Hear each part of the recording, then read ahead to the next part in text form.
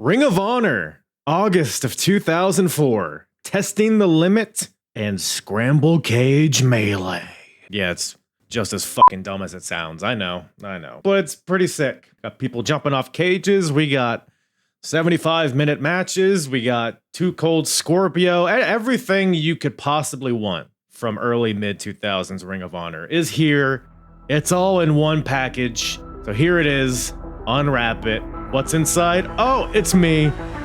What? I don't know, man. It's the Apron Bump Podcast. And the hardest, talk around and disregard it. Strip you off the ground, show you what heart is. Standing strong and proud, nothing can knock this. Let's get it started.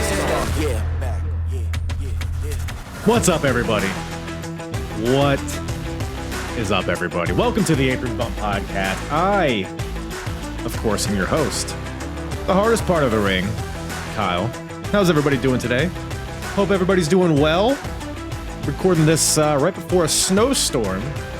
So this may or may not be the last you ever hear from me, but it's been a ride. It's been a ride.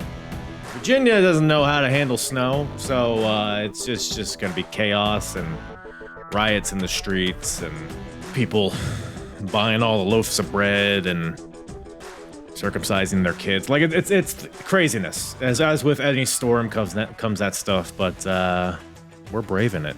We're braving it. And speaking of braving it, we're about to brave a hot dose of Ring of Honor from August 2004. We got 2 piping hot shows. Piping hot is probably overstating it a little bit. There's kind of some weird shows, really. And we'll talk about it here. But first things first, before you go anywhere, before you listen to another gosh darn second, make sure you're subscribed if you're watching on YouTube. By the way, on YouTube, I'm going to have visual aids in case you want to check her out on the Apron Bump YouTube. Or if you're listening on audio, feel free to give the podcast a 5-star rating, a comment, a review, finger in the belly button, do all those things. At Apron Bump on all the social medias. Join the Discord and all that stuff. You know, just to get that out of the way. So now we can get right into the honorous ring. So if you're watching on YouTube, you'll be able to see the card, or the 2 cards that I'm going to lay out here. So on August 7th, we got Ring of Honor Testing the Limit coming at us from Essington, Pennsylvania in the Ramada Inn.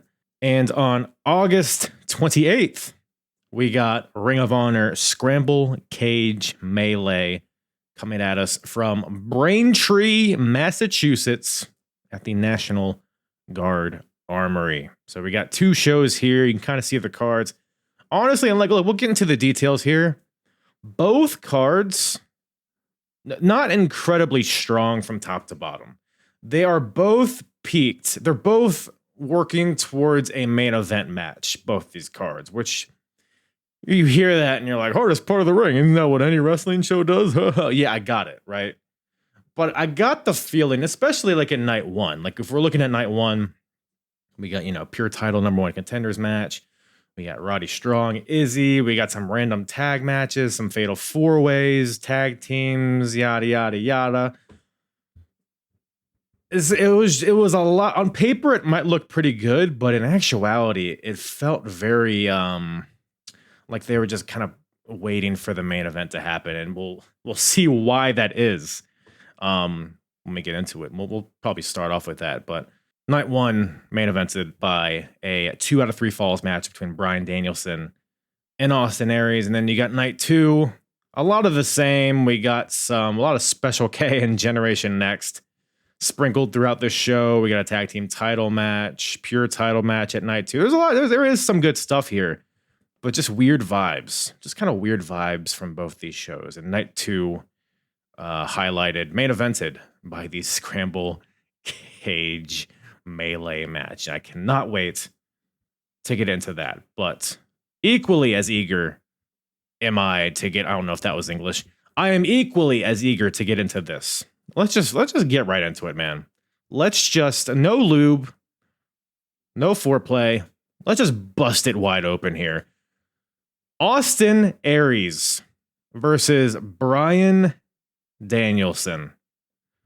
2 out of 3 falls. Now, if you've been following the Apron Bump and in this Ring of Honor timeline, which if you have not, the link is in the description if you want to be brought to apronbump.com, where you can see all of the chronological shows that I've covered from the beginning of Ring of Honor and on. But we got Danielson and Aries here. And like I said, if you've been listening, you've kind of been living through the trajectory of both these guys in real time, pretty much. Bryan Danielson is, the first 2 years of Ring of Honor, he's kind of come and gone. He's wrestled a lot in Japan, and a lot in England, and other places, I'm sure. He hasn't really been a staple of Ring of Honor, really. Maybe like those first few months, but elsewhere, he'll come in, have a classic, and then skedaddle for a few months. And I hope that's not what this is, because I hope he's here to stay. And there's some context clues that make me think this is where we start to stop fucking around with Bryan Danielson. Those context clues being, one, he's bald, which is crucial because early Bryan Danielson, it's just he has like normal white guy hair, like kind of like my hair, just kind of normal short hair, kind of fluffy. And then he would cycle through like the white tights or the blue tights or whatever the hell. But here at Testing the Limit, night 1. By the way, Testing the Limit is night 1. Scramble Cage Melee is night 2. So if I talk night 1 and night 2, that's what I'm referring to, even though they're like a week apart or something. But night 1 and night 2. Night 1, Testing the Limit. Bryan Danielson comes out. Now there's no final countdown yet. We're not quite at his final form, but he's bald, and most importantly, the maroon tights, baby. Come on now, bald maroon D-Bry is in the house, or B Dan, I guess. Might seem like a very superficial detail to a lot of people listening, but this is his debut of this look. And I associate this look to monster Bryan Danielson, the almost arrogant, he knows how good he is. He's started to put it all together. He's a beast. He's the top of the food chain. He is that dude, the American Dragon, Bryan Danielson. So we're getting there. He's not, champion yet. I think we still got a good ways to go before we get there. But I'm hoping bald William Regal tights Danielson. That aesthetic, I hope that means that he's here to stay and that he's going to be more regular with these Ring of Honor shows. But who's his opponent? Austin Aries. It's very, very fascinating, honestly, because Austin Aries debuted in Ring of Honor only 5 months before this. Like, we talked about it here. He was on like the afternoon show, which if you're not familiar, they do these like, double shot. Sometimes they'll like do 2 shows in a day. That first afternoon show is like the younger guys, the more local, like nobody knows who they are. It's less, there's less focus, it doesn't mean as much. I almost want to compare it to like an NXT, but it's like not even that important. It's just like, let's get some reps in there. Maybe some people will show up. Who cares? Austin Aries, that's where he made his Ring of Honor debut. That was 5 months ago, which is nothing. In those 5 months, he's, joined the Generation Next faction, which is still running hot, which we'll talk more about them as a whole. But he's joined this faction. He's been in big time matches. And then he walked into the Survival of the Fittest match. I believe, was it last month or 2 months ago? I covered this in a previous episode, but he had a standout performance there. It was 6 guys. It's elimination. And him, Austin Aries, and Bryan Danielson were the final 2 guys in that match. And they went on, there were 6 guys that started, and it weeded itself down to just those 2. But once it was just those 2, it went on like 20 minutes, 25 minutes after that. So they had a full-on match after all those eliminations, and it was a fucking classic. So that's kind of what has set the scene for this match. It's a match that caught the eye of a lot of people, and it was very highly acclaimed. So they thought, let's just have these two one-on-one, no bullshit. 2 out of 3 falls. Let's just add that on top of it, and let's see who's truly the better man. Because I think at that point, Bryan Danielson came out on top. Will he do it again, or will Austin Aries come out on top here? Well, we'll just have to find out, ladies and gentlemen. So, like I said, 2 out of 3 falls, and I will make a note here, right? These Ring of Honor shows are typically about 3 hours, usually like exactly 3 hours, give or take like 30 seconds or so. And this one was as well, testing the limit, 3 hours long. This main event, the entrances started with 1 hour and 20 minutes left. And I thought, oh boy, we're in for a fucking marathon here. I wasn't sure if this was like a long match, or maybe they had like a normal match and then they showed like highlights after. Maybe there was like a segment or two after this. I knew this was the last match, and there was 1 hour and 20 minutes left. So that set the scene, and spoiler alert, they used all of those seconds that they had, because my goodness, we're going to get into the details here, but this match was tremendous. And not all matches, like matches aren't better just because they're long. Like there's plenty of long matches that are dog shit. Like the what was it, Final Battle 02, there was like a fatal 4-way that went like 45 minutes to 1 hour, and it was just boring, stupid. Like, who cares? What are some other long, like Bret Hart, Shawn Michaels, WrestleMania 12? A lot of people think that was just a boring match. But here, Bryan Danielson, Austin Aries, they did a great job at pacing this match. It wasn't perfect, which again we'll get into, but they had different beats, different milestones they were working to. And similar to the CM Punk Samoa Joe match that I recently covered, which went 60 minutes, they didn't have an egregious use of finishing moves, special moves, high flying, high impact, like crazy spots. It was very methodical in how they laid this out. Let's just get right into it. So match gets underway, and it's a slow pace in the beginning, chain wrestling, feeling out process, and you can just tell by the pace and in the outset that, okay, this is going to be a long match. Just setting the foundation here. So Bryan Danielson, he's getting the advantage on a lot of the chain wrestling, and I noted here, I think this is the first I have till 5 referee, which would go on to be his thing. He still does it today. Because Danielson, he's like fish hooking Aries. He has like an STF on Austin, and he's fish hooking him by like the nose and the mouth, and then the ref counts him, and he's like, I have till 5 referee, which is just, it eventually catches on, and the crowd chants it with them. But I think this is the first time we see it, so that's cool. The match is continuing, and we get a call from the ring announcer that there are 45 minutes left in the fall, which I thought is a weird, like, a little early for making a time limit call, but whatever. By the way, I should note that this is 2 out of 3 falls, and they make it clear that each fall has a 60-minute time limit, so it could go 3 hours with that. But the match keeps going. Not a lot of high impact stuff here in this first like 20 minutes or so, but Austin Aries gets hit with a second rope gut buster from Bryan, and then Bryan follows it up with a hot shot on the top rope.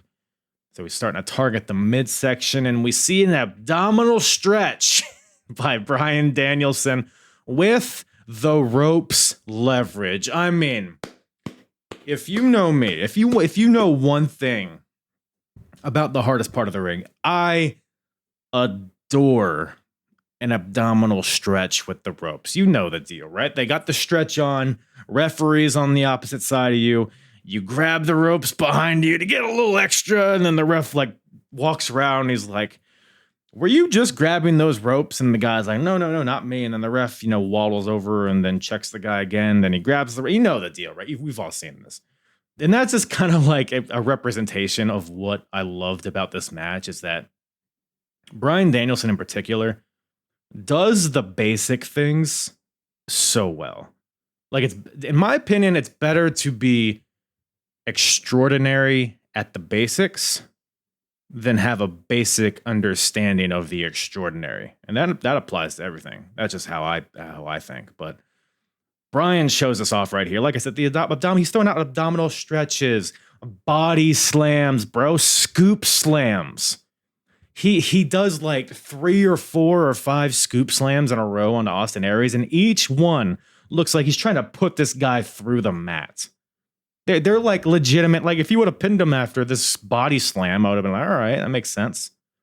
And that's just a testament to all the work that was done to kind of lay that foundation in. Suplex onto the rope, like these run-of-the-mill spots that we're all accustomed to seeing, but they all look so vicious when Bryan does it. And Bryan's kind of leaning into being a heel, I would guess, which is interesting because Generation Next is a heel faction, which Austin Aries is a part of.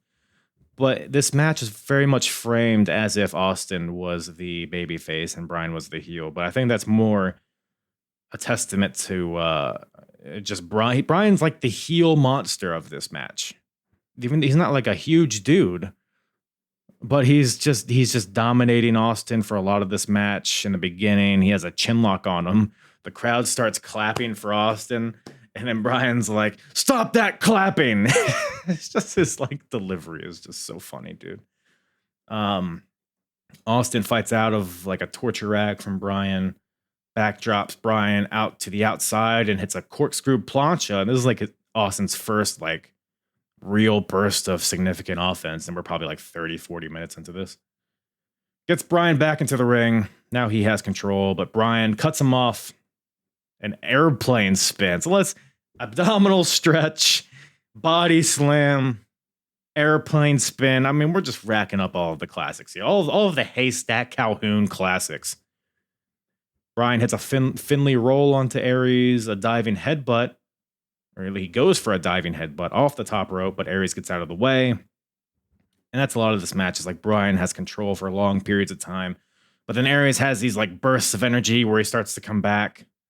But usually Bryan cuts him off. But here, Aries comes back, gets Bryan in a small package. 1-2 kick out.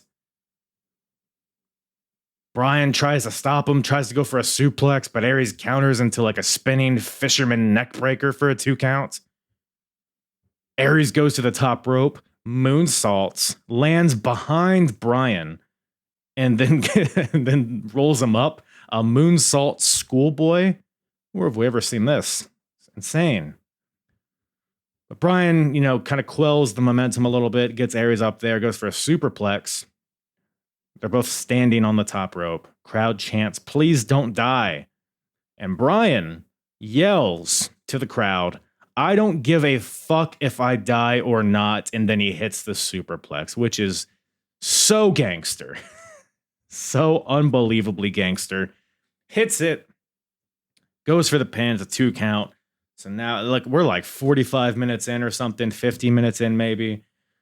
Both guys are getting a little desperate. We're going for roll-ups, counters of roll-ups, 2 counts, 2 counts, 2 counts. And then Austin Aries gets Bryan into a crucifix pin, but then rolls through right into a Rings of Saturn. Bryan fights out of it, but then Aries transitions into the cattle mutilation, which is Bryan's move. And Bryan Danielson taps out to his own cattle mutilation, which shocked me. I did not see that coming.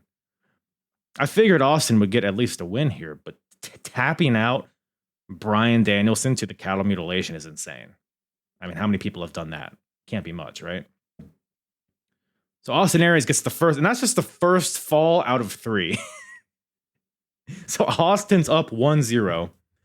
But that first fall was probably the most significant, at least in terms of time. A lot of good false finishes towards the end. High energy, I like it. But then now we move on to the second fall. There's a 30-second rest period. And we're right back at it. So fall 2 starts with Austin Aries going to the top rope, but Bryan shoves Aries off of the top rope to the floor. Bryan begins to target the knee of Austin Aries with brutal leg breakers against the ring post. There's one point where Aries is kind of like crouched along the ring post, and Danielson takes his ankle and just tosses it into the post. And the ankle specifically, the fact that it was just the way he grabbed it, there was so much like malice behind it. It was just insane. Bryan locks in a single leg crab in the ring and transitions into like a crazy figure 4 Indian deathlock deal. I don't even know what you call it. Bridges it. So think of like a figure 4. It's almost like a figure 8. It's almost like Charlotte's figure 8, but better. You know what? Let me bring it up here. Let's work through it together. Let's figure out what the hell was even happening here. All right, so Bryan's got him in an Indian deathlock here. Kind of similar to a figure 4, but more pressure on the, he's kind of pushing his foot against Aries' knee. Now he's on top of him, but he's still tied up. I mean, just look at how Bryan, he's just looking over him. He just looks so fucking dominant right now, even though he's down 0-1. Now he stands up, but still has the legs grapevine somehow. And then what does he do here? Playing to the crowd. He knows he's good. He's not rushing into it. He's asking the crowd if he should do it. Well, but what is he going to do? Oh my goodness, he bridges back. Jeez Louise. You think he's just going to like fall back or something, but he just twerks it to the umpteenth degree. Look at this. He might pin Aries doing this. I mean, what does he even do? And then he turns around. What the fuck? He's got him in like a Texas cloverleaf with one foot. Almost. That's the only way I can describe it. I don't know the science behind this. I don't even know if it necessarily makes sense, but it looks devastating, which I guess is what matters, right? And then he makes it to the ropes, and now we got a break. But geez, that's just a representation of how good Bryan Danielson is, man. Hooey. So we're still in the midst of fall 2. Aries' leg is getting worked on. Bryan has control. Aries goes to the outside. Bryan goes for a suicide dive to the outside, but Austin Aries moves out of the way, and Danielson goes head first into the floor, or at least that's what they're trying to portray. I don't know if that's necessarily what happened, but which is a big moment in the match here. So he goes head because Bryan was in control, takes a header into the concrete floor, and now is he concussed? Is he knocked out? We don't know. And Aries is getting frustrated with the ref. He's like, there's no countouts here? That's a bunch of malarkey, is what he says. In no uncertain terms. Because Aries, look, his legs fucked up. They're like over an hour into the match, I think, at this point. He's dead weight. I can't, what am I going to lift him up? What, are we going to leave him there all night? What are we doing here? Just give me the win. And Aries, instead of picking him up, decides to go to the top rope. Elbow drop to the floor from the top rope onto Bryan Danielson. Jeez, man. Yikes. Brutal stuff. They eventually get back in the ring. Aries does like a corkscrew splash over the rope. Then hits a line salt onto Bryan, but only gets a 2 count. So Bryan is still at least somewhat awake, not completely knocked out. And then Bryan starts fighting back. He starts to regain control a little bit.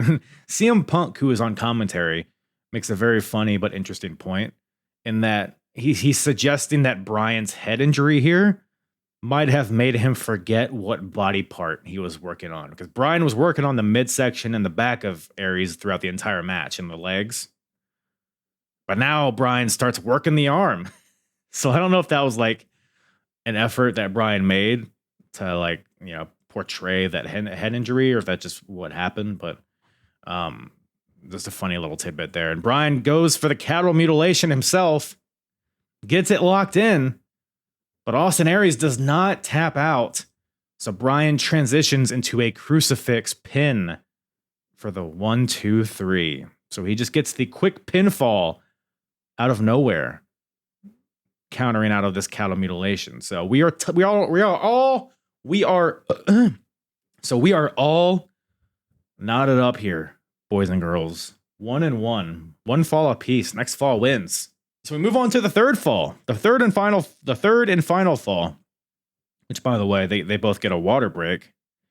And CM Punk on commentary is pissed because him and Joe didn't get any water breaks in their 16-minute match. Punk says that he wants water breaks and a fruit plate next time, which is, it's the least the guy could get. But the third fall gets underway. Bryan's aggressive. He's beating on Aries in the corner, sets him up for a superplex. But Aries counters into a DDT off the top rope to the mat. Bryan fights back. And this is the point where he's just planting him with body slam after body slam. Like, Bryan will hit these body slams and he can like barely stand. That's just how much effort, that's how much force he's putting behind these slams. He goes for another body slam, but Austin Aries counters into a small package. 1, 2, kick out. Whew. Good drama here at the end. Bryan locks in a bear hug.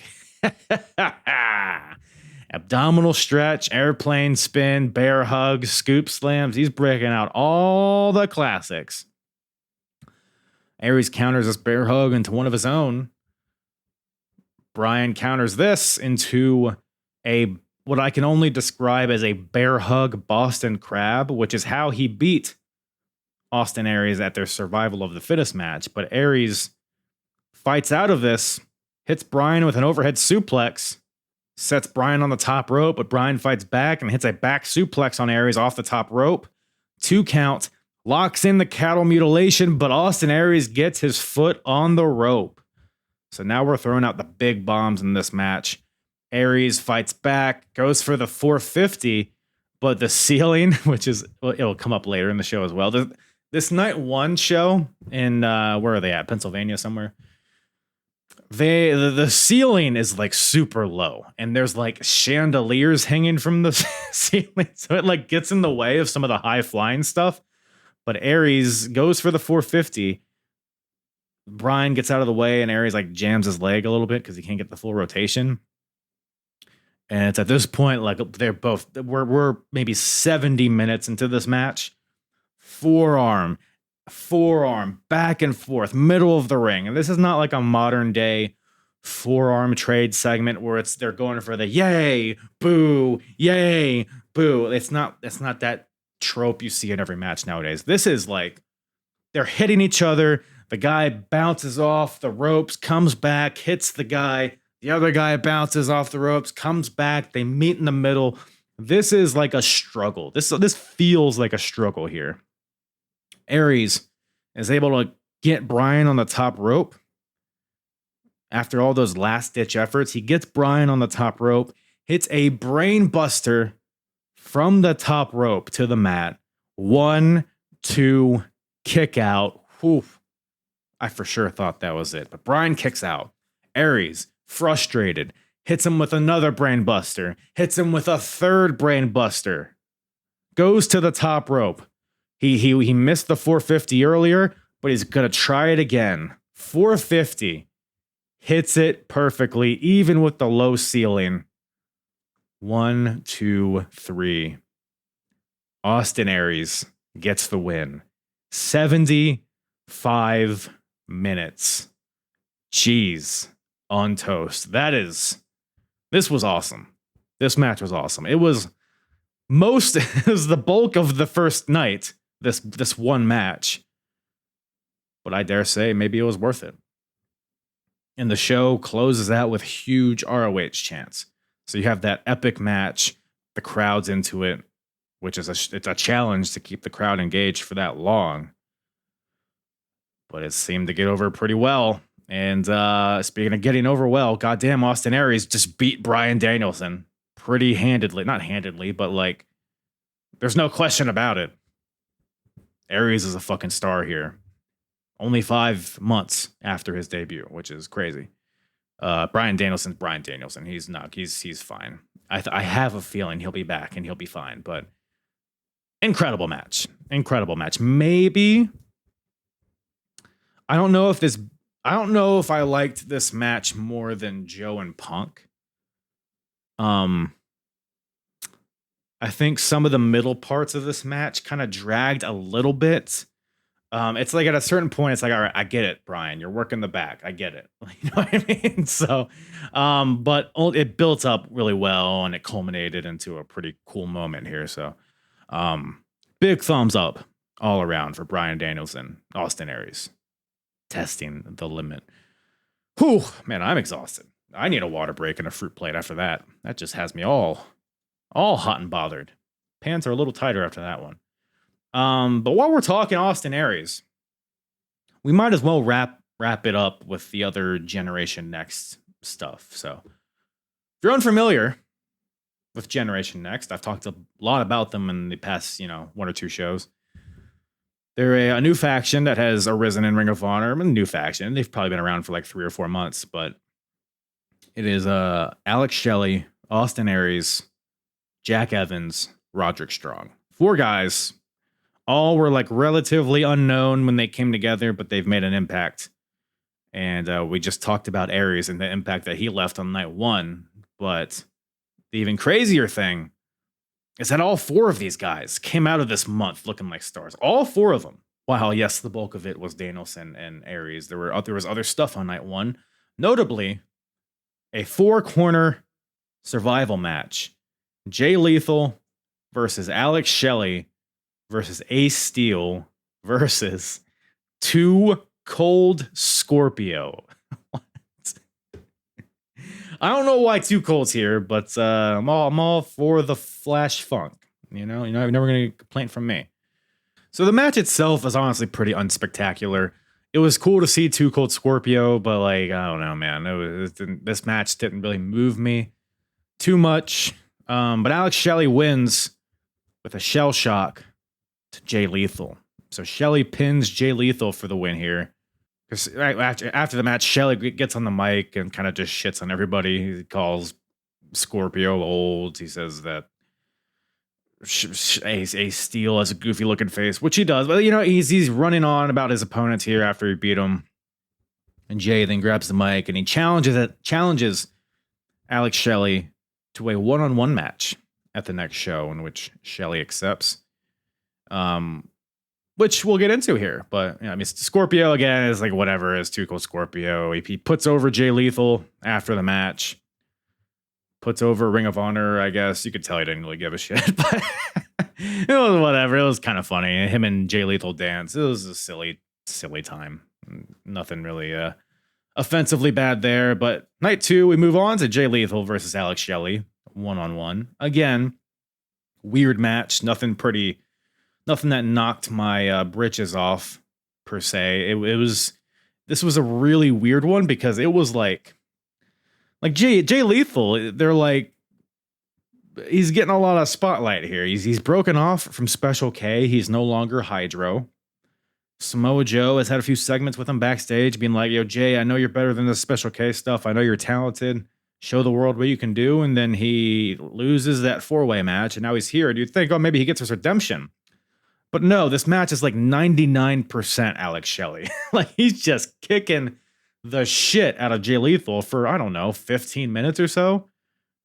Dragon screws, leg submissions. She's kicking the shit out of Jay's legs. Shin breakers on the apron. Shin breaker off the second rope. It's like a wrestling. It's like when you're playing a wrestling game and it's like 2 players. Like you have 2 controllers, but it's just you. So you're just like basically you're working a punching bag. This is kind of what this felt like. Jay wasn't getting any offense in this. It was pretty bizarre. I guess towards the end, they kind of start going back and forth with like roll-ups and stuff. I think Jay gets like a dragon suplex in there at some point. But I mean, the amount of moves he did was less than 5. It had to have been. And Alex Shelley ends up getting the win again with a schoolboy with the legs, grapevine. I don't know, man. I think Jay Lethal just looked like a fucking Jamoke here. But Alex Shelley, we're keeping with the Generation Next theme. Let's keep the tally up. We got Aries beat Danielson. Now, Alex Shelley has won 2 matches this month, 2-0. So as of right now, Generation X is 3-0 this month. And it just keeps going. And it just keeps coming, and it just keeps coming. We got night 2. We got some back-to-back singles matches here. Nothing really, we don't really need to get into the weeds of the matches themselves. They weren't anything like that you need to go out of your way and see. But we got Roderick Strong versus Ace Steel on night 2. Of course, Roddy's working the back of Ace, the backbreakers, etc., etc. Even at this point, they're calling him the Messiah of the backbreaker. Chops. There's actually one moment where Roddy's giving Ace Steel some like pretty brutal chops. He's chopping Ace, and commentary. So commentary for this night was Gabe Sapolsky and Mark Nolte. Roddy chops Ace Steel, and Gabe's like, does anybody chop harder than Roderick Strong? And then there's a slight pause, and then Mark Nolte's like, it's Samoa Joe. It's a rhetorical question, you asshole. It's just like, does anybody chop hard? Man, God. Does anybody chop harder than this guy? And Mark Nolte, fucking literal Lucy over here, Mark Nolte is like, Samoa Joe might chop harder. I don't know. So what, we just fucking burying Roddy Strong here for no reason? I don't know, this fucking idiot.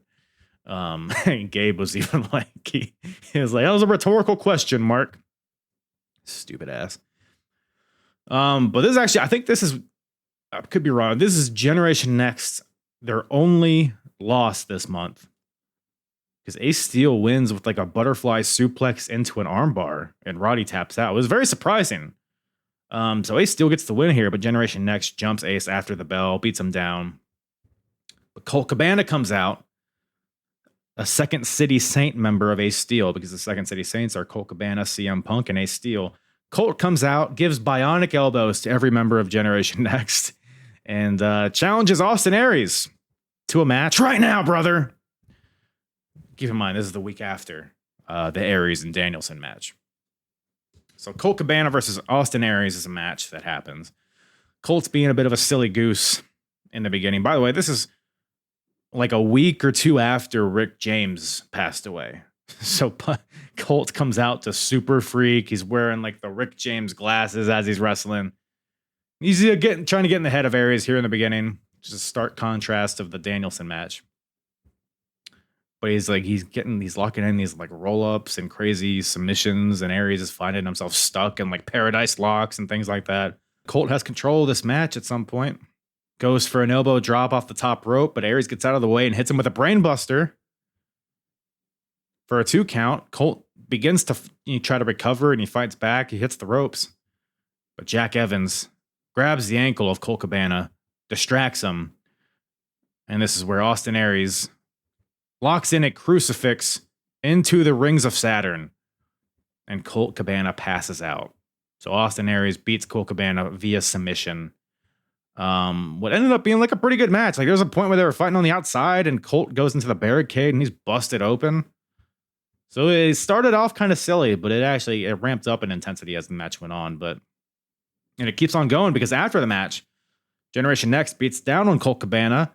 They put a chair under Colt's arm and another chair on top of his arm, and Austin Aries comes off the top with a 450 onto this chair sandwich, crushing the arm of Colt Cabana. So there's still some bad blood between Generation Next and Second City Saints, because if you remember, at the street fight on the last Ring of Honor podcast I did the last month, the Second City Saints won a street fight in the main event, and then Generation Next came out after the match and then beat down the Saints. And that's kind of where we left off at the last episode. So now we got this Generation Next Second City Saints feud continuing to brew here. Punk grabs the mic. He says, "You think you and your midget circus are so badass? Why don't you come in this ring and I'll send you back to Jeff Jarrett's pocket?" Which I guess they're all working in TNA at this point, but isn't Punk also? I don't know. But so that's where we're at there. But Austin Aries gets the win and continues the hot streak of Generation Next. And then also, Roger Strong, he beat Izzy on the first night. I think it was one of the Special K guys. He just kicks the shit out of this poor boy. Wins with the Widow's Peak. So, what is that? 5-0 or 5-1, I guess. So you got Aries wins the match with Danielson. Shelley gets 2 wins. Roddy gets that 1 win. And Aries gets a 2nd win. So 5-1, because Roddy lost the match to Ace Steel. So Generation Next is 5-1, which just being that showcased where you have that many matches is saying a lot in and itself. But the fact that they're winning almost all of these matches says a lot. And you may be thinking, well, what about the 4th member of Generation Next, Jack Evans. We're going to close this show out with him. Don't you worry. We'll get to him. We're just going to have to wait just a tad, because that's just fucking crazy. But speaking of crazy, we'll transition from Generation Next talk into championships. This month, August 2004, we got not one, but two title changes. Whew. Let's get into it. First of all, we have on night one, the Ring of Honor tag team titles on the line. The champions, the Second City Saints, taking on the Havana Pitbulls, the team of Ricky Reyes and Rocky Romero. Whew. So the Pitbulls, also a member of the Rottweilers. It gets a bit confusing because as a tag team, Reyes and Romero, they are the Havana Pitbulls, but they're a part of a bigger faction, the Rottweilers, which are those two, along with Homicide, Low Key, and Julius Smokes. So Saints and Pitbulls, honestly, the match itself is like, again, it's a running theme here. It's like night one, which is still night one. A lot of the matches felt like they were just like filling time to get to the main event, which was the bulk of the show. But it's crazy because this is a pretty significant match because, the match is going on. By the way, Gabe on commentary says he's mentioning how CM Punk is the head trainer at the Ring of Honor dojo. He's plugging the school and whatnot. But as soon as he says this, CM Punk proceeds to botch 2 surfboards in a row. One, he just over rotates and Rocky goes like flying over him. And then the second time he tries it, he like loses the legs. It's just like, the timing of it was comical. But again, the match is fine. Rocky Romero sticks out to me in this one. I love the way he jumps into arm bars, the flying arm bars that he does. It's something I'm surprised we don't see more of in pro wrestling. It's just such a cool visual. Rocky, he's leaping into these arm bars, working the arm of CM Punk. Has Punk dead to rights, but Colt saves him with the frog splash. I love the finish of this match, actually. So Rocky is trying to roll up Colt Cabana into a small package. But CM Punk holds Colt's arm to prevent Colt from getting rolled up. Rocky's pulling him, but Punk's got his arm. He's not letting Colt go. But then Ricky Reyes comes in, takes out CM Punk with a kick. This, of course, releases the grip Punk had on Colt. So Colt falls into this small package, and Rocky gets the 1, 2, 3 new tag team champions, the Havana Pitbulls, Ricky Reyes and Rocky Romero. So the Rottweilers got some gold here, new tag team champions, which I do like. I feel like Colt and Punk felt like, I don't want to say they were holding the tag division hostage because they have been doing some good stuff with it, but there's like other teams. Colt and Punk are like 2 individual guys that are doing individual things, and they just happen to be the tag team champions.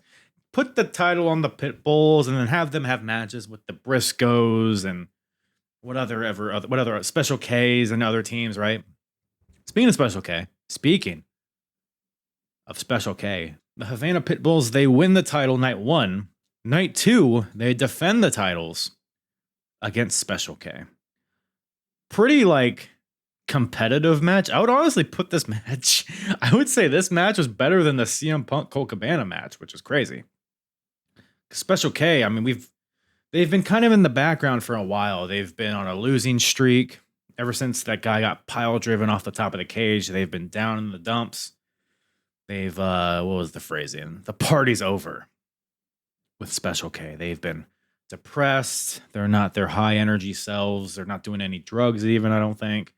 They're just moping around. But when the bell rings, they're serious. And I think serious Special K might be the key to making them awesome, because this match with the Pitbulls was great. I mean, a bunch of like high flying corkscrew fucking whatever the hell is off the top rope, sliced breads, sheer nuis, all these like a few power bomb type things from Special K.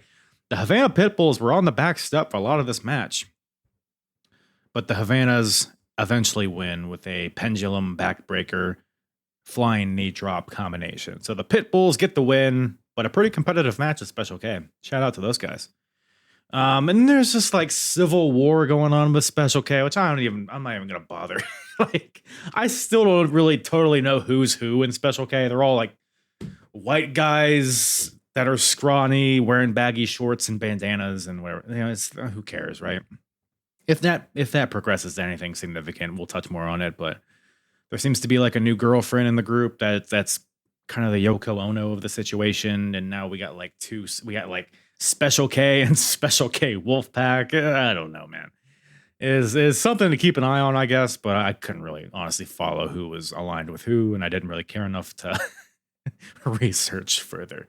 But tag team championships have changed hands, and there's another title that changed hands, and that is, of course, the Pure title. Current champion Doug Williams, but he does not walk out of this month as Pure champion. We find it because he defends the title in night 2. Night 1, there's a Pure title #1 contenders match between John Walters and Nigel McGuinness. A match that I had high hopes for, but it was the opening match. It was pretty quick, whatever. John Walters eventually gets the win over Nigel with a roll-up, I believe, or something along those lines. Pretty fun match, but I think they had a lot more in the tank. But whatever the case is, John Walters walks out the winner, and he goes into night 2 to face Doug Williams for the Pure title, of course. Pure title rules, you only get 3 rope breaks, and afterwards you can just get locked up in the ropes, and the ropes don't save you anymore. There's no closed fists to the head, and a 20-second count out on the outside. I think those are the rules. So the match is about to get underway. It's Doug Williams versus John Walters for the Pure title. But before the match gets underway, Samoa Joe comes out, who is the Ring of Honor World Champion. I don't know if I agree with this. He comes out. He has the mic. He's looking at Doug Williams, and he's like, just because you're defending your title, just because you have been successfully defending your title over the past few months, your title still doesn't mean shit. Word for word quote from Joey Samoa. Because he hates titles. He hates the fact that there's other titles to fight for in Ring of Honor. The only title that matters is the title that Samoa Joe holds in his head. I get it in kayfabe, right? I get Joe. He wants to be the one champion, the one true king, all that stuff, right? But man, right before the Pure title match, you're just gonna cut it off at the knees? Like, I don't know, man. Your title doesn't mean shit. Okay, here's a title match. Like, I don't know, man. I think this could have been just like produced better. Maybe like after the match, or like, I guess it wouldn't have made. We'll talk about why that wouldn't have made sense, but whatever. Doug Walters, good old-fashioned Pure wrestling match. The rope break rule has been a key point in these Pure rules matches, but both these guys pretty much utilize all of their rope breaks pretty much right away, like within the first 5 minutes, which I get. I think the idea is that each guy is intending to lock in submissions close to the ropes, so that the other guy has to grab the ropes. I think that's the idea, but it kind of came off like they were lazy and they didn't try to fight out of the submissions without the ropes. They would just kind of be like, oh, I guess the rope's here, I'll grab it. Boom, boom, boom. 1, 2, 3, 1, 2, 3. Both guys now have no rope breaks to use. There's a great sequence here where Doug goes to the top rope to go for his flying knee drop, but Walters crotches him on the top rope. Hits a drop kick from the mat to the top rope. John Walters hits him with an avalanche Frankensteiner, but Doug Williams rolls through it into a roll-up pin, but then John Walters counters into a figure 4. He tries to, but then Doug Williams counters out of this into a small package, so that it heated up at that point. Walters hits a lung blower, then a backstabber for a 2 count. Doug goes for the chaos theory and hits it, but his leg had been worked on by Walters the entire match. So Doug hits this German suplex, but he can only bridge with one leg, so he can only get a 2 count out of it. Great psychology there. And Doug Williams ends up getting tossed over the top rope, but he tries to skin the cat back into the ring. But Walters catches him as he's hanging upside down in some sort of leg lock in the ropes, because remember, he has no more rope breaks to use. So Walters has this leg lock on Doug Williams while he's tied up in the ropes, upside down. And Doug has no choice but to tap out. New pure champion, John Walters.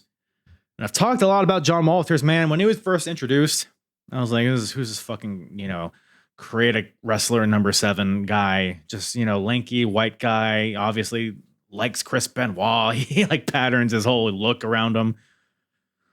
But John Walters says he's made a fan out of me. His matches with Xavier, all these pure matches he's had, they've been great for the most part. Matches with Matt Stryker and all that's big fan of John Walters. It was cool to see him be crowned as the pure champion here. He's in his hometown, by the way, during this match.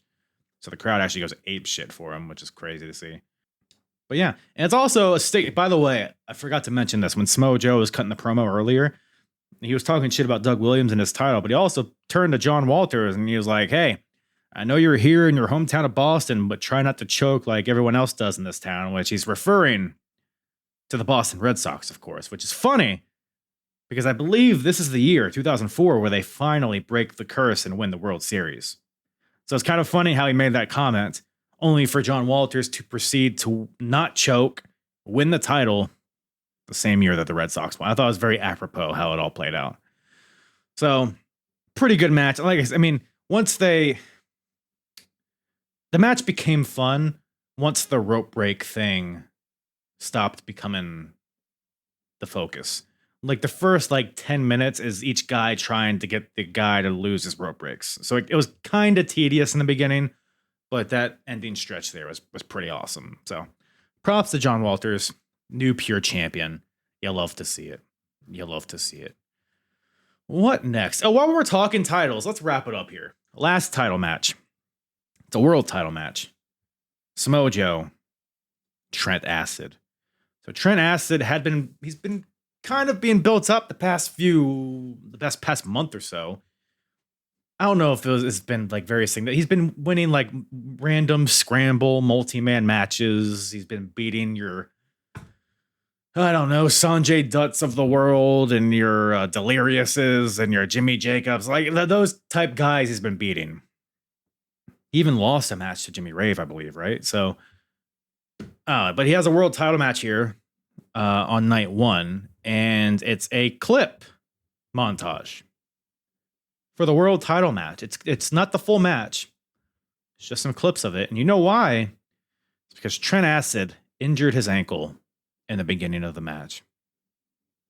Allegedly. So they show the clips. They show where he allegedly hurt his ankle on a Hurricane Rana to the outside. So he hops over the top rope, catches Joe on the floor, hits him with a Rana. And then apparently he smacks his ankle on the floor and that injures his ankle, which sounds kind of fishy to me. That doesn't sound like a real thing. I could see, I guess it could happen. I don't know, man. The clips they showed, it didn't seem like his ankle was that injured. And then he's wrestling the next week in a cage. But I don't know. Maybe it is. Maybe I'm an asshole. But Trent, he was injured, and Gabe on commentary is doing commentary throughout these clips. He says they can't show the match due to time constraints, which, what fucking constraints do you have? It's on DVD. Make it 2 discs, asshole. Whatever.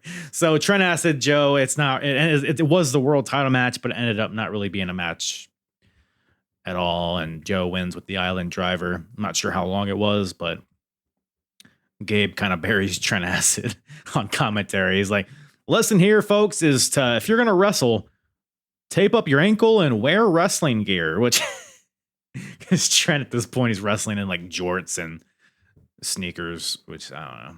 Fuck him, I guess. But that's pretty unfortunate. That could have been a fun match, but was none to be.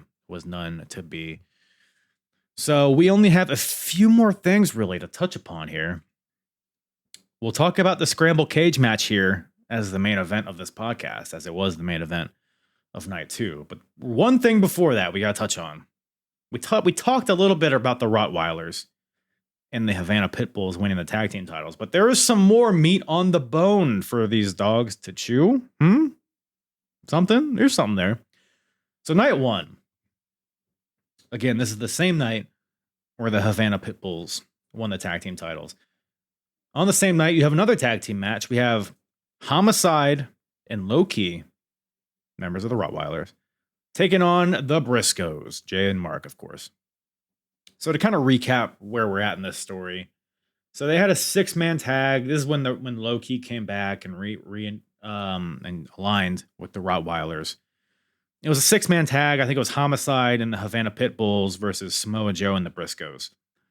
Pretty good match. During this match, Mark Briscoe got a fireball in the face from Homicide.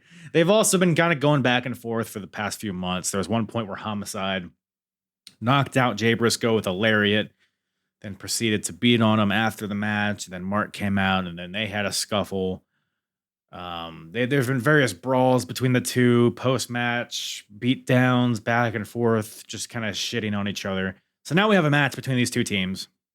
Kind of just like a traditional tag team match. You see this lineup.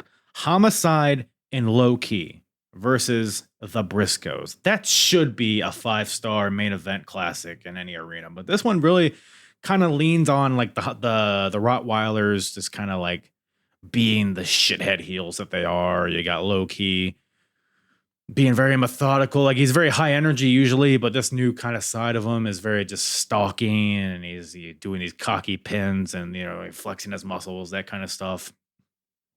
Mark's getting his ass kicked in this match. But Jay gets the hot tag at some point, beating on everybody, but Low Key's able to counter, locks in the Dragon Sleeper on Jay, but Jay counters out of this and hits the Jay Driller, or goes for the Jay Driller, but Low Key fights out of it. And at this point where I'm like, the grittiness of this match was fun, because not a lot of this match was like pretty, but if it was very stiff, this match was. It was very stiff. There was actually one point where it was like comical. Which we'll talk about here in a second. But Mark at some point goes to the top rope, but Homicide shoves Mark off the top rope into a chandelier that's hanging from the ceiling. And I brought up earlier how in night 1 it was a very low ceiling. They took advantage of this. Homicide just tosses Mark into the ceiling, basically.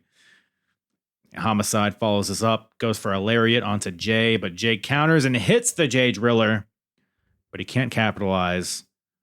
Also, Low Key's a legal guy, so it doesn't matter. Key goes for the Key Crusher onto Jay.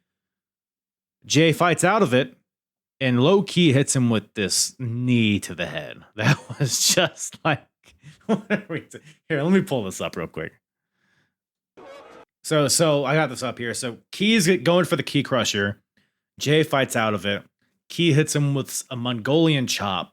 And then it's just like a shitty little knee after it, which it wasn't like the highlight spot of the thing, but you can tell he just really hits him for real, and Jay gets pissed off. Watch this. Fights out of it, Mongolian chop. Look at this knee. It's just a shitty little knee, but just, I don't know, man. Then he gets him in a small package, I think, here, and gets the win, right? So the Briscoes get the win after this small package. But it's at some point, I think it's right after, Low Key kicks the fuck out of Jay's head. Look at this. Which is significant. Low Key's first pinfall loss since 2002.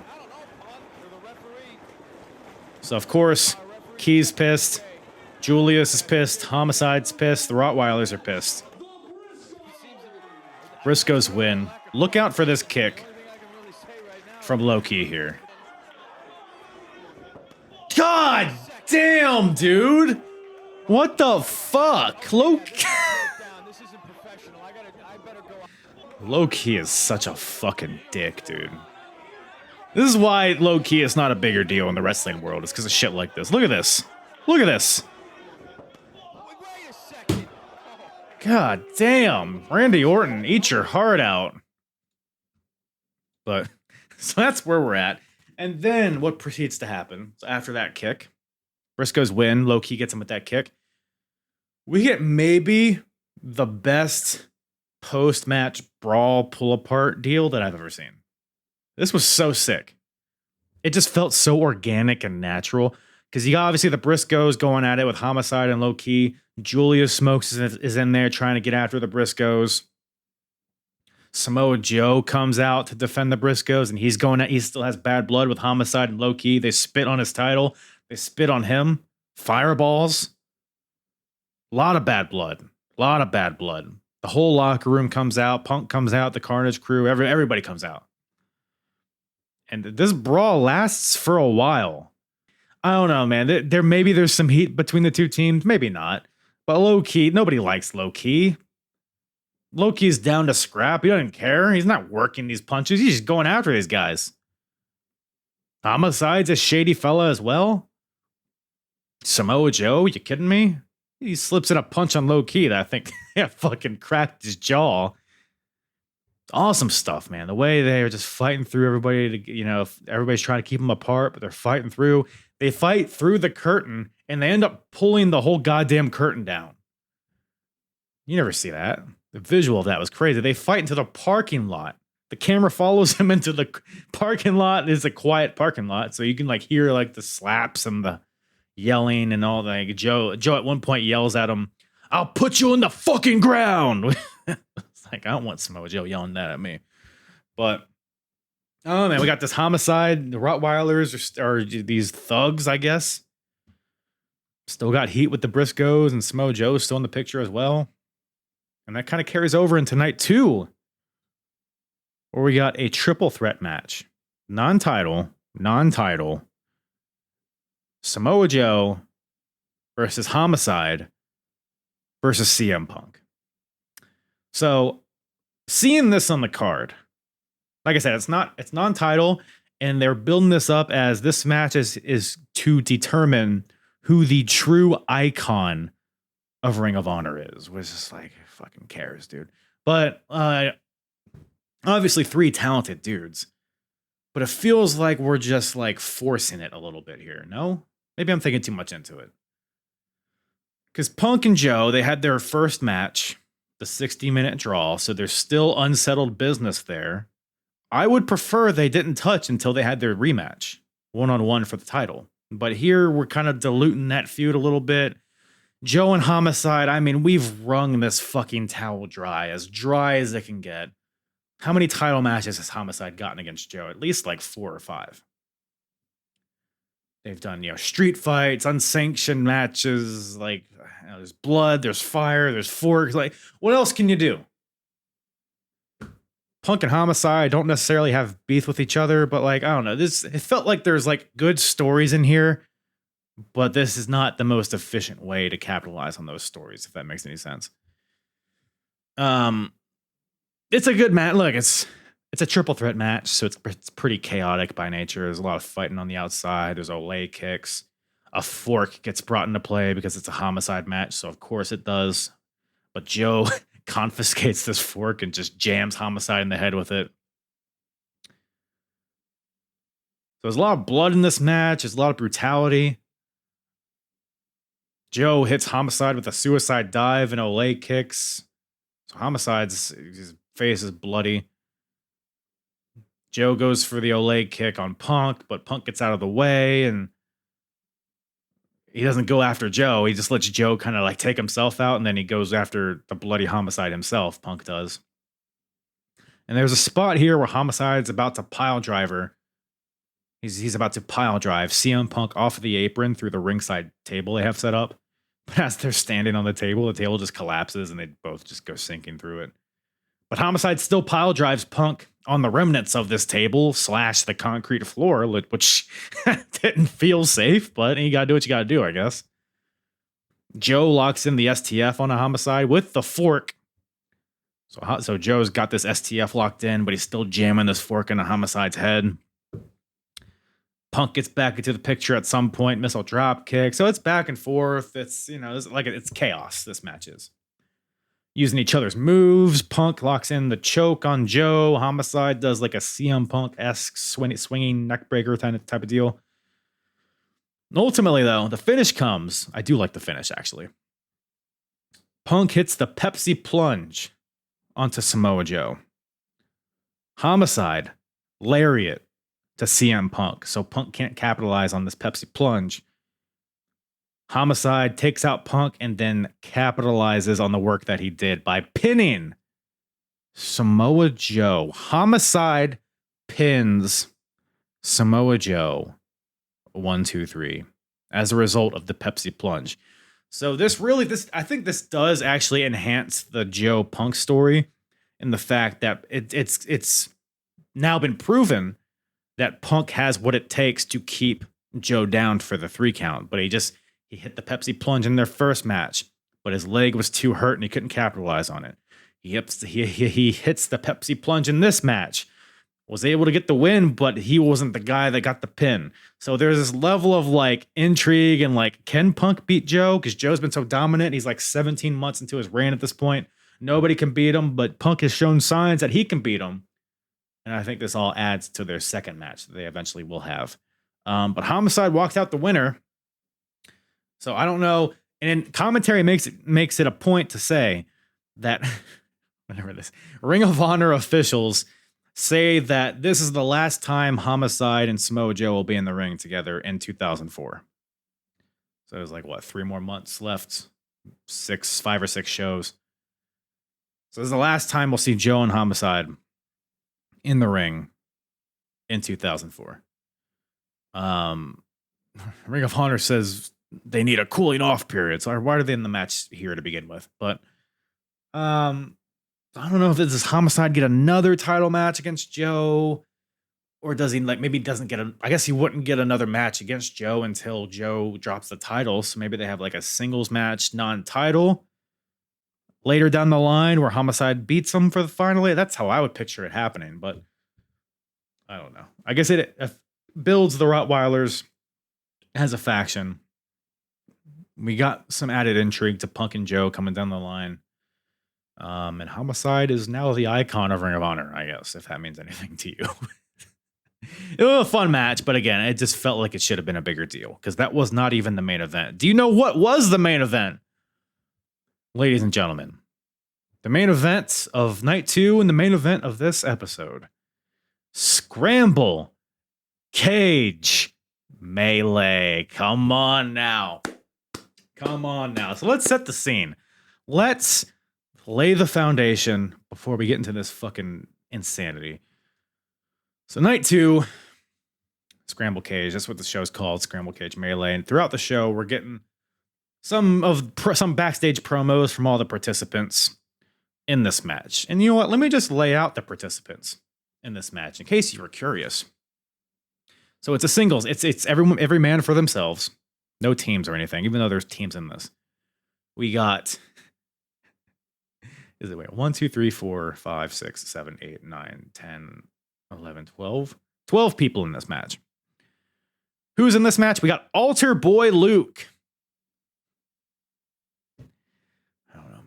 I don't know. We got Altar Boy Luke versus Marcos versus Loke versus Diablo Santiago versus Fast Eddie versus Dan Moff versus Trent Acid versus Jack Evans versus BJ Whitmer versus Dunn versus DeVito versus Omen Tortuga. What in the goddamn early 2000s indie wrestling are these names, first of all? But quite the cast of characters, and we see promos throughout the night from some of these guys. First of all, Altar Boy Luke. I'm not familiar with this fella. This is his debut in Ring of Honor. I don't know what he went on to do, but it's a very sketchy character, this Altar Boy Luke. But Carnage Crew, they cut a promo backstage saying that they let us know that the winner of this match gets 10 times the pay, which is why they're entering this. This is the kind of violence they love, and the added pay on top of it. Why wouldn't they want to be a part of this? And that's kind of the theme of this, is that like how dangerous this match is, because I haven't even gotten into what this match is, which is, you know what, let me just tell you right now. Scramble Cage Melee, like I said, it's every man for themselves. There's no pinfalls, no submissions, no DQs, no countouts. The only way to eliminate your opponent is by jumping off the cage onto them.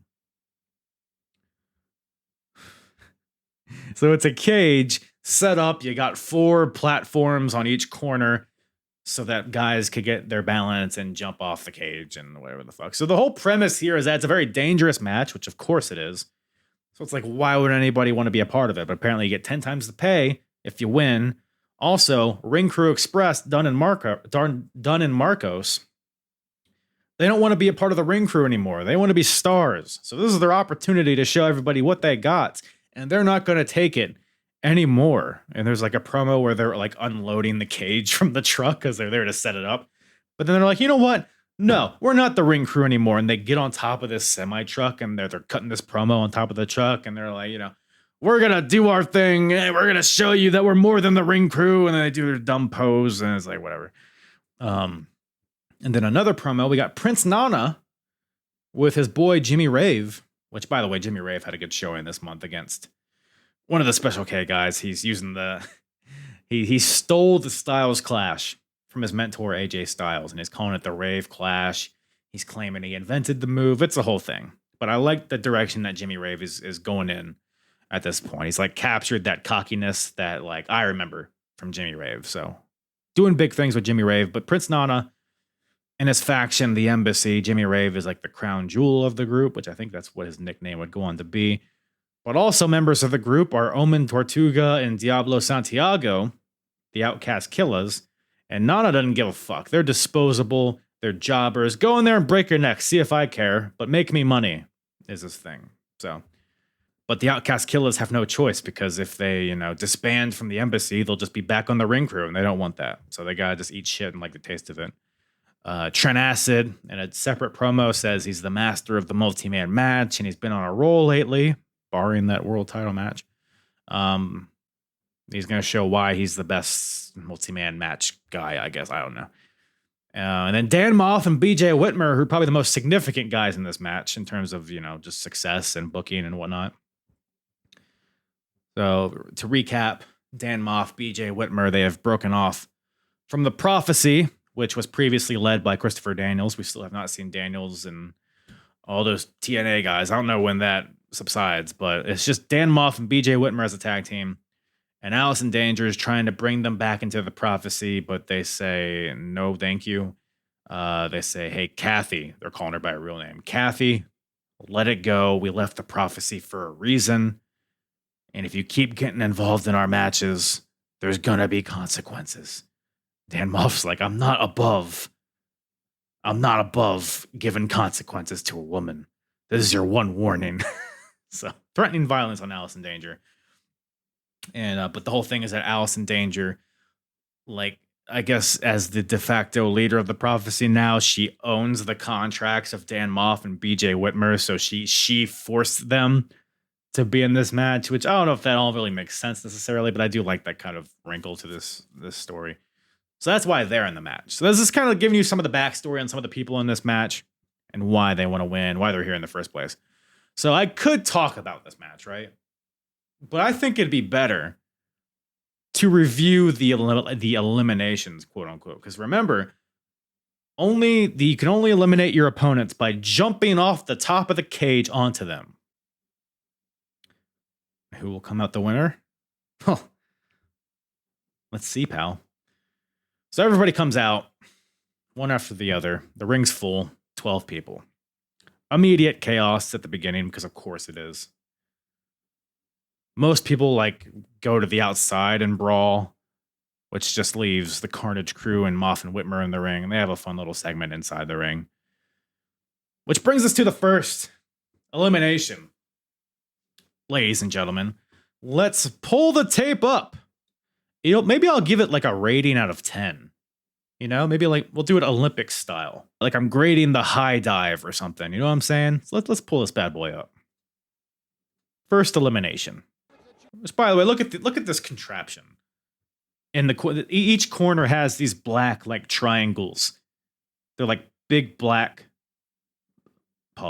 Big black platforms in the corner for guys to stand on, which I guess makes sense. If that's the stipulation of the match, it makes sense. Now, we have our first elimination here. So we got Tony DeVito on the top. BJ Whitmer and Dan Moff are in the ring. Everybody else is on the outside. The platforms at the last Scramble Whew. Moonsault from DeVito off the top of the... DeVito's a big boy, too. Moonsault off the top onto BJ and Dan Moff, thus eliminating Moff and BJ from the match. And they show a little replay here. Oh, a thing of beauty. A thing of beauty. You see Loke getting in there and checking on him. He landed kind of hard on his knees, but I give that... Because it was effective. The moonsault was good. The landing could have been better. It looked a little clunky, but it connected. It was accurate. I'll give it a 7. No, I'll give it an 8.1. How's that, folks? I know. 8.1. 8.1 for Tony DeVito on that moonsault to eliminate BJ and Dan Moff. So 2 guys down, 10 to go, or 9 to go, I guess. The next elimination comes from one Altar Boy Luke. Let's take a look. So we got Altar Boy Luke here on top of the cage. Now, you look inside the ring, nobody's up. Nobody's in the middle of the ring. So you might be asking yourself, Altar Boy Luke, what you doing, pal? What's your plan? Well, we're about to find out.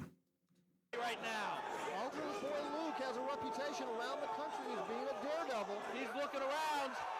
Woo-hoo! Swanton off the top of the cage to the outside onto BJ Whitmer, Dan Moff again. They're already eliminated, but they stayed because they kept fighting with the Carnage crew. But Luke lands on not only Dan and BJ, but also the Carnage crew, both of them.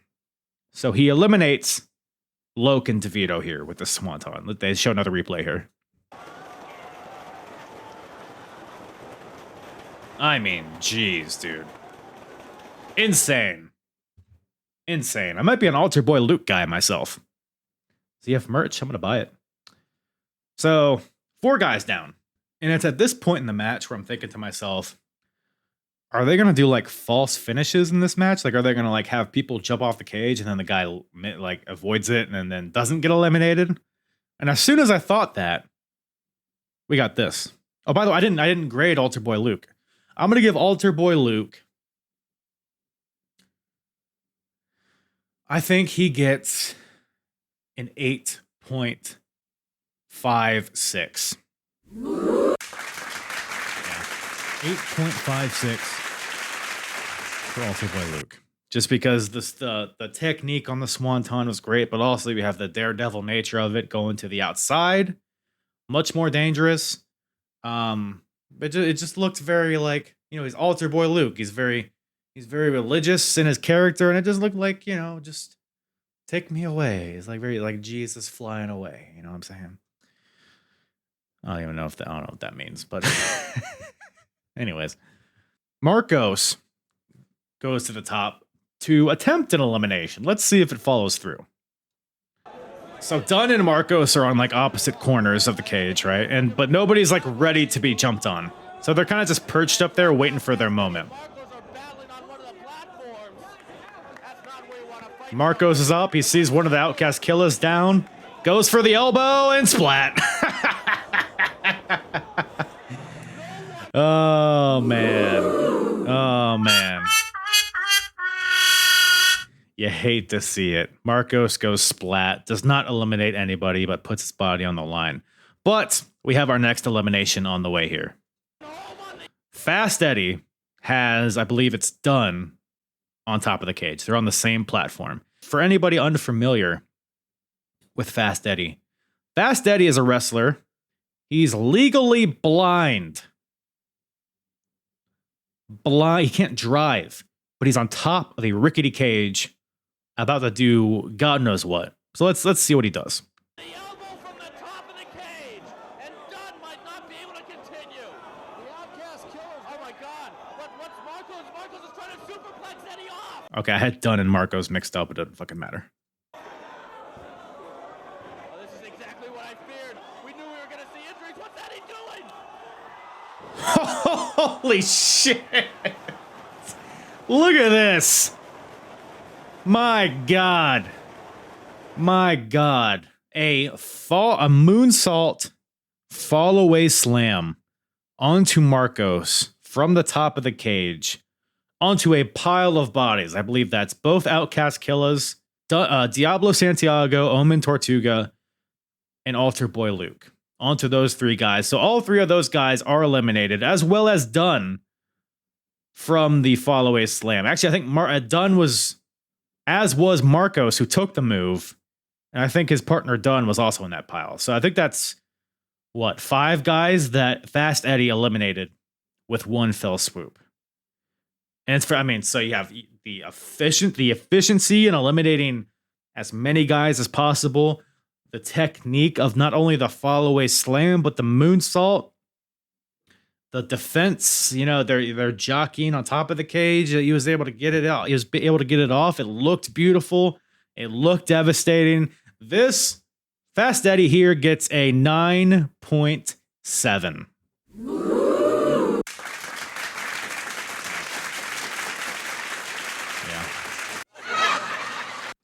Yeah, they're laughing because he's blind.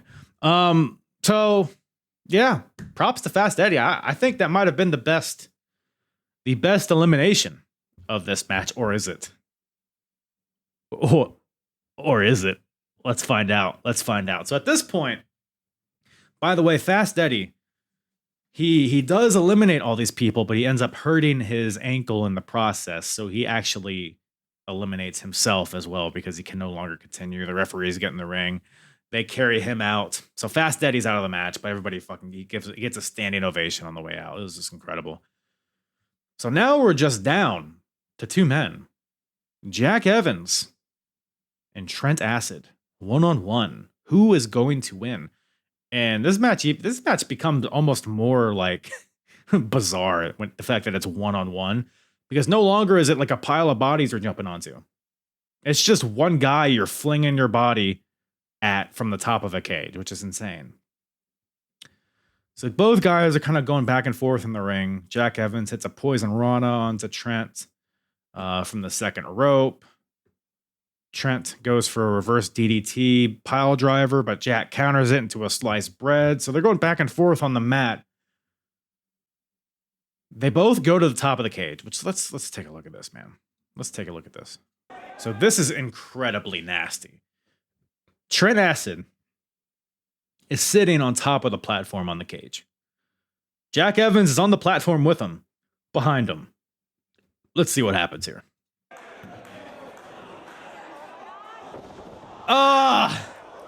Dude, Jack Evans goes for a Hurricane Rana off the top of the cage. But what happened, he doesn't really connect with him, and Trent falls like feet first to the mat, which if he has an injured ankle at this point, that can't help. But I don't even totally know what happened here. Let's take another look. This is a train wreck. Sure is, Mark Nolte. Okay, so Jack has him.